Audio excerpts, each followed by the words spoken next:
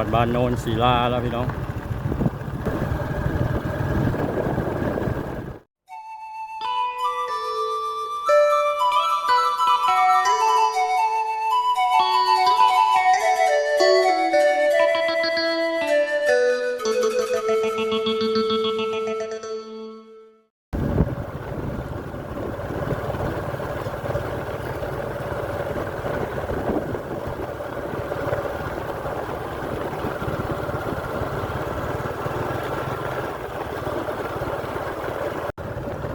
สบายดีพี่น้องวัดสุโขสุขเนาะวันนี้ก็มาพบกับเบาสอนอีกเช่นเคยคลิปนี้เบาสอนจะพาพี่น้องขี่รถเลาะเที่ยวชมธรรมชาติตรงไห้ตรงนาเนาะชนบทลาวอยู่ทางบ้านท่าแห่เมืองท่าแขกและขี่ลัดไปทางบ้านโนนศิลานาหูนนาจำปาสิกับท่าแขกพี่น้องมาแต่หนองบกสิบวไซเส้นทางเลขที่11บใช้เส้นทางใหญ่ใช้เส้นทางลัดพี่น้องมาเบิ่งธรรมชาติเขาในนาเพิ่นกำลังเป็นตาสะอ่อนกำลังเขียวงามเส้นทางเส้นนี้เพิ่นปรับปรุงใหม่เนาะเป็นเส้นทางที่ดีพอสมควรสังเกตเพิ่นปรับหน้าดินทางเส้นนี้ก็ไปซอดใส่หลายบ้านก็จะเป็นโนนศิลานาหูนนาจำปานาลักพงจิ้วดูลัดออกไปทางพ้นแพงหนองคำนาคำลุงบูนหรือว่าออกไปทางเมืองเซบังไฟก็ได้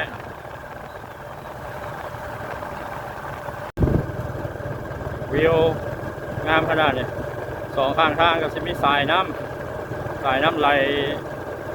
ทางข้างทางเนาะเบื้องแล้วก็สวยงามเป็นธรรมชาติสองข้างทางนี่ก็จะเป็นทุ่งนาแล้วก็เป็นเชียงให้เชียงนาของพี่น้องชาวบ้านเขตนี้เนาะติดตามรับชมไปพร้อมๆกันเนาะพี่น้อง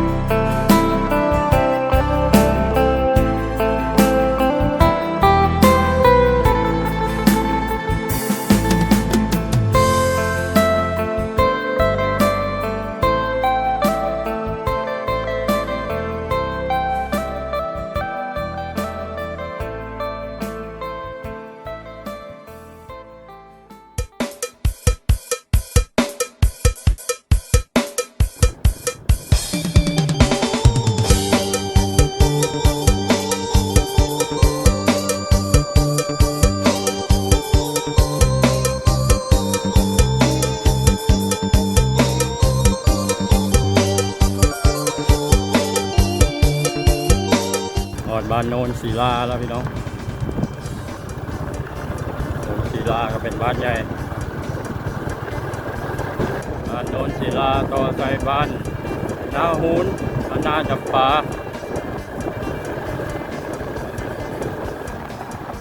เดี๋ยวนี้จะขึ้นกับเมืองหนองบกแล้วพี่น้องบ้านใหญ่ๆกับและบ้านนาจำปานะเขตจุดสุม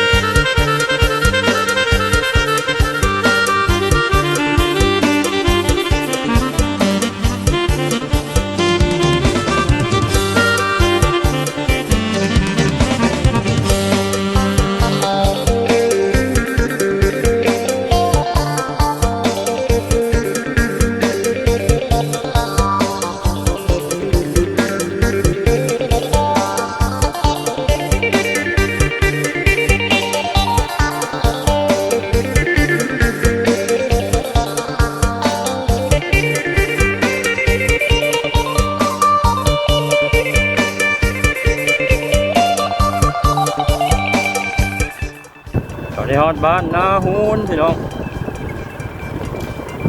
บ้านนาหูนก็ติดกับบ้านโนนศิลาบ้านที่ยังเป็นธรรมชาติเยอะเนาะงามพี่น้องมาจากบ้านนาหูนจะเป็นบ้านนาจำปาพี่น้องใกล้ๆกันเนาะกับบ้านนาหูน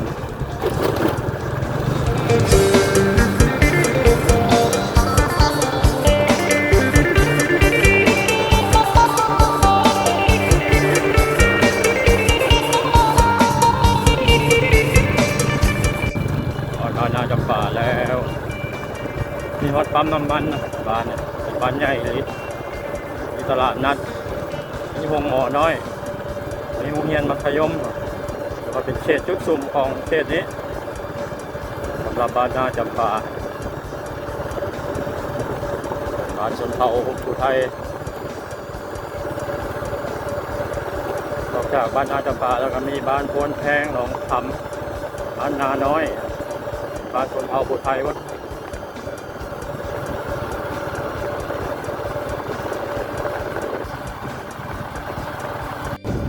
มีตลาดนัดพร้อมตลาดนัดอยู่3 แยก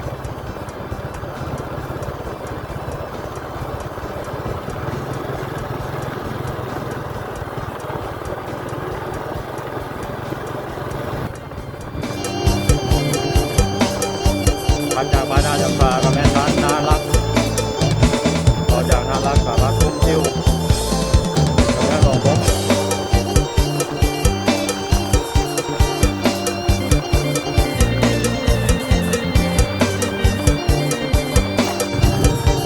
นี่ก็เป็นคลิปภาพบรรยากาศบ่าวสอนพาพี่น้องเราเที่ยวชนบทลาว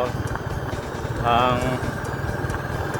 บ้านท่าแห่ต่อใส่โนนศิลาหน้าหูนหน้าจำปาตอนนี้ขอปิดคลิปไว้เท่านี้ก่อนคลิปหน้าพบกันใหม่บายดี